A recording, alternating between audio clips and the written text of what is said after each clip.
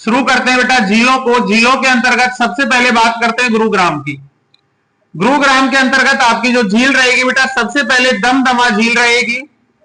दमदमा झील की मैं बात करूं तो दमदमा झील का जो निर्माण है, दमदमा झील का निर्माण सन 1947 में अंग्रेजों द्वारा कराया गया था। सन 1947 में अंग्रेजों द्वारा इसका क्या किया गया था बेटा, निर्माण कराया गया था। अंग्रेजों द्वारा दमदमा झील का निर्माण कराया गया था। हरियाणा की सबसे बड़ी झील की बात करूं तो हरियाणा की सबसे बड़ी झील भी आपकी कौन सी रहेगी, हरियाणा की सबसे बड़ी झील दमदमा झील रहेगी। हरियाणा की सबसे बड़ी झील दमदमा झील रहेगी। उसके बावजूद मैं आपको बता दूं कि इसका जो क्षेत्रफल है 3000 एकड़ रहेगा। 3000 एकड़ में फैली हुई झील है, लगभग 14 किलोमीटर, लगभग 14 किलोमीटर। हरियाणा सरकार द्वारा यहां पर बेटा वाटर पोलो स्पोर्ट्स का क्या किया जा रहा है, निर्माण किया जा रहा है। किसका बेटा, वाटर पोलो स्पोर्ट्स। हरियाणा सरकार द्वारा वाटर पोलो स्पोर्ट्स के निर्माण की बात करूं तो वाटर पोलो स्पोर्ट्स का जो निर्माण है आपका वो कहां होगा बेटा, दमदमा झील पर होगा। इसके बावजूद यहां पर जो दूसरी झील आती है बेटा आपकी, वह आती है आपकी सुल्तानपुर झील। सुल्तानपुर झील का संबंध भी आपका गुड़गांव से रहेगा। सुल्तानपुर झील, इसका संबंध भी आपका कहां से रहेगा बेटा, गुरुग्राम से रहेगा। और सुल्तानपुर झील आपकी रामसर आर्द्रभूमि साइट में शामिल कर दी गई है। रामसर आर्द्रभूमि साइट में 2 जगह शामिल है आपकी, एक सुल्तानपुर झील और एक विंध्यावास आपका इसके अंतर्गत शामिल रहेगा। अगर मैं सुल्तानपुर झील की बात करूं तो ये किस लिए फेमस है, सबसे पहले गुरुग्राम के फर्रुख नगर में ये स्थित रहेगी। फर्रुख नगर में ये क्या रहेगी बेटा, स्थित रहेगी और रामसर साइट में शामिल स्थल है बेटा ये।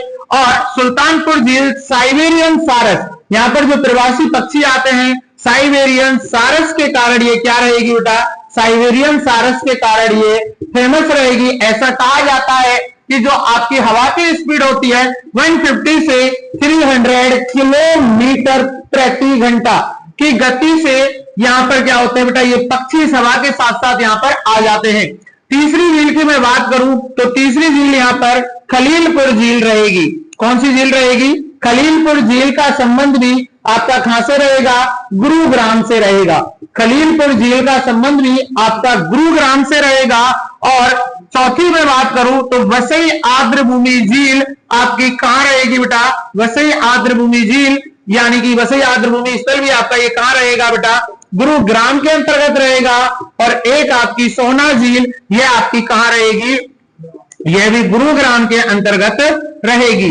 तो आपको ये झीलें यहां पर याद रखनी है। उसके बाद अगर मैं बात करूं तो फरीदाबाद के अंतर्गत झीलों की मैं बात करूं तो फरीदाबाद में आपकी जो झील है वह रहेगी आपकी बड़खल झील। बड़खल झील आपकी कहां रहेगी बेटा, फरीदाबाद में रहेगी। बड़खल झील आपकी कहां रहेगी, फरीदाबाद में रहेगी। दूसरी मैं अगर आपसे बात करूं तो सूरजकुंड झील।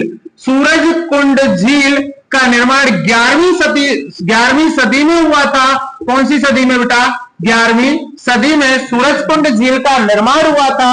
और सूरजकुंड झील का जो निर्माण है बेटा वह किसके द्वारा कराया गया था, राजा सूरजमल तोमर के द्वारा कराया गया था। राजा सूरजमल तोमर के द्वारा इस झील का, सूरजमल तोमर के द्वारा इस झील का क्या किया गया था बेटा, निर्माण किया गया। कौन सी सदी में, 11वीं सदी में। और इसे उगते हुए सूरज की भी झील कहा जाता है। उगते हुए सूरज की झील किसे कहा जाता है, इसे ही कहा जाता है।